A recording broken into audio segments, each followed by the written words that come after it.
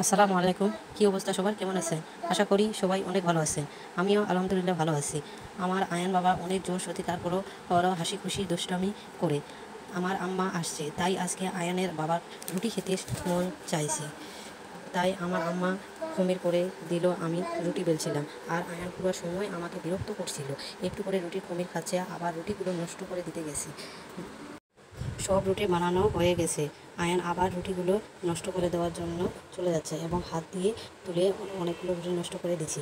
এদিকে আম্মা রুটিগুলা তাওয়ায় ভাজতেছে, আর আমি এদিকে কলিজাগুলো ভালোভাবে পরিষ্কার করে নিছি এবং এর মধ্যে পেঁয়াজ কুচি, আদা বাটা, রসুন বাটা, মশলা বাটা, হলুদ, গুঁড়া মরিচ, আর স্বাদ মতো লবণ, কিছু পরিমাণ তেল দিয়ে দিছি। এর মধ্যে এখন হাত দিয়ে সব মশলা কলিজাগুলোর মধ্যে মাখিয়ে নিচ্ছি।